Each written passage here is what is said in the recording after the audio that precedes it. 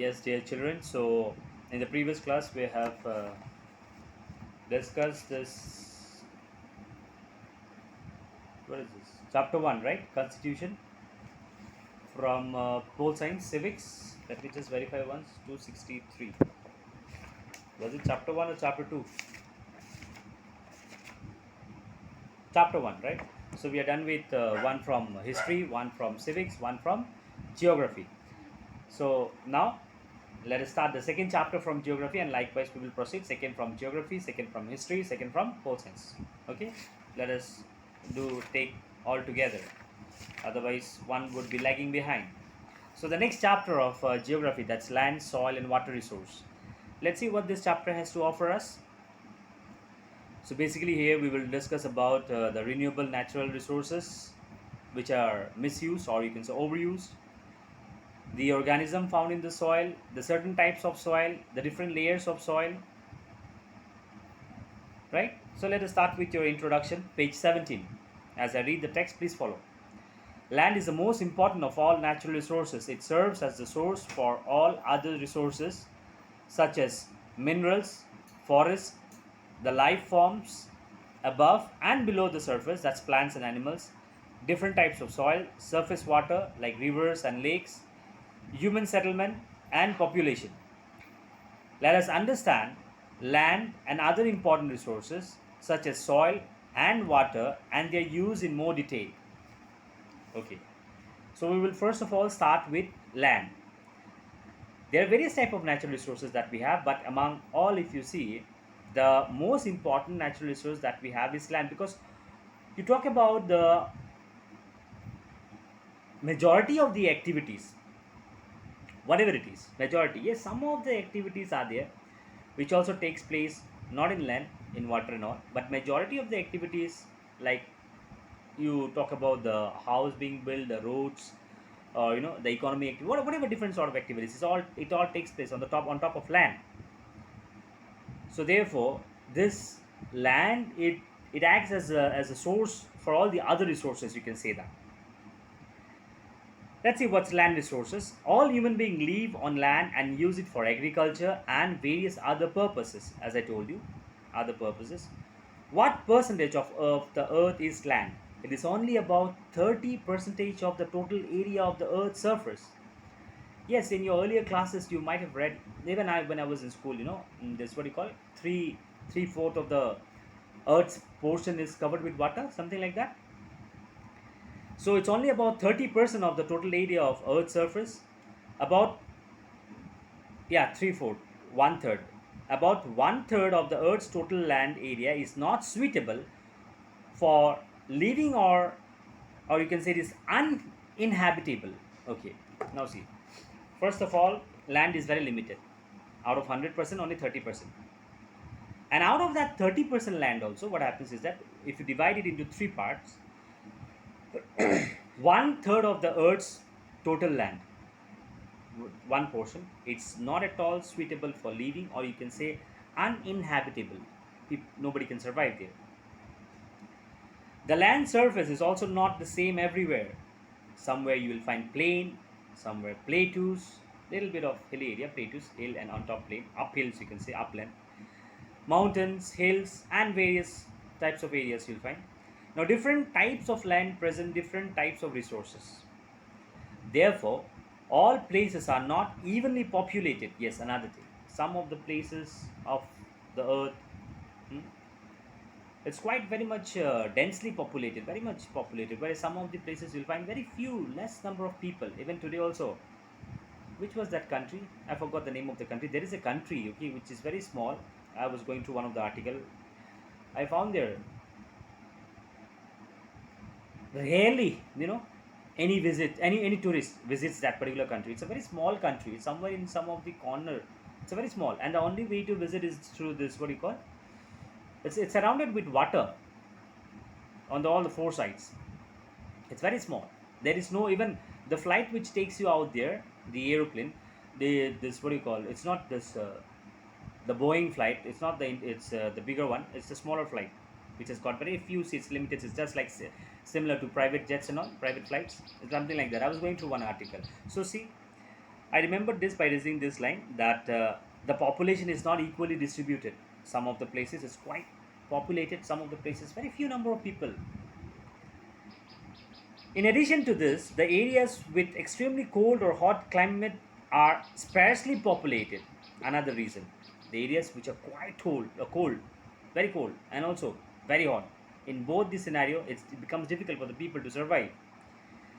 They have given an example. The Arctic areas, the deserts, and the high mountains are unfavorable for activities and practices such as farming.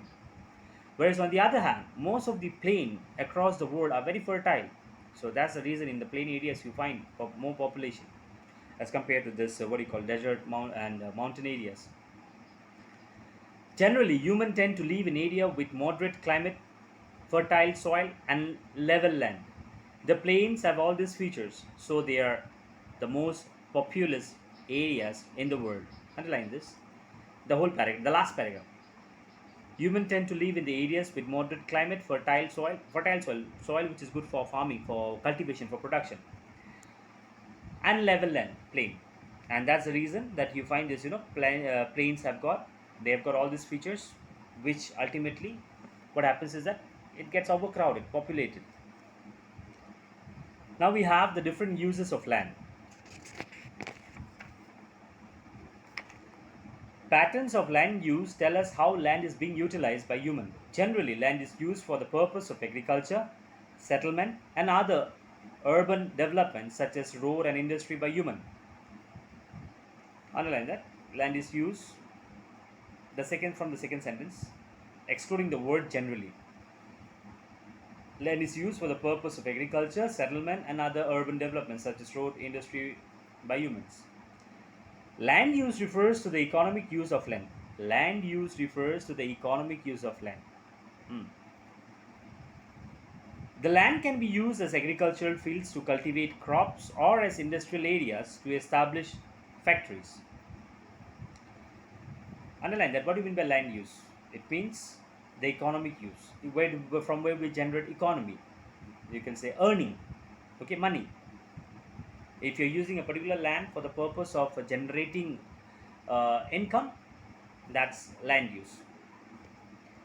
Now it can be used as for agricultural field, for cultivating crops, or even for industrial areas like factories we have in our locality. So many factories in the surrounding area. Next, land cover. Land cover is the physical element that covers the land. Vegetation, building, or water are included in it. Land use depends on physical factors such as topography, climate. Underline this. This is important. In order to use a land for generating income for economic purpose, there are various things, especially the physical factor which is taken into consideration. The topography, the climate, the availability of water, soil, and mineral. These are very important when it comes to land use. It is estimated that about 11% of the Earth's surface is used for cultivation.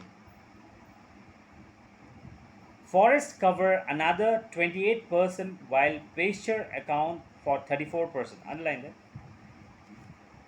Right from the beginning, it is estimated that 11% of the Earth's surface is used for cultivation. Only 11%. Which means cultivation, food, crops. Just think, we the human being, we survive, we depend upon this 11% of the land for food, resources. Next comes forest, which is 28%, and whereas the pasture account, that's 34%. Urban areas cover approximately 5%, and the rest of the land resources include land that could be productive but has been used for economic purposes such as built up structures, park, and garden. Okay. So up till this, right from the beginning of this para, the entire thing is important. Okay, you need to go through. Barren land and even wasteland are included in this category. Barren land, wasteland. Circle this word. I'll be asking you, what do you mean by barren land, wasteland? Wasteland, where no cultivation, barren land, none. Land use also varies from one part of the world to the other and also within a smaller area. Change in the patterns of land use is one of the main reasons for many processes of environmental change. It influences the basic resource of the land use, including the soil. Poor land management has degraded vast amount of land, reduced our ability to produce enough food, and is a major threat to rural livelihood in many developing countries. All right.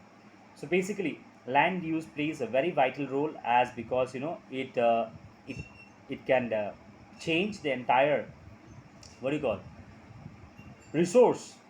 If we are not able to use the land in a proper way, it will influence the basic resource of that land, even including the soil. Now, because of which, because of our poor land management, the majority area of the land got degraded. The ability to produce has gone down, which is a kind of a warning, a threatening, especially for the livelihood of the rural people and also for developing countries. We will keep up to this much for the day. Next classification of land I shall start in the next class. All right. Please go through up to this much. That will be enough for you for this day. Today being the first day of this chapter. First of all, you must have a proper understanding about the chapter. Then we will proceed with the topic. See you in the next class. Study well.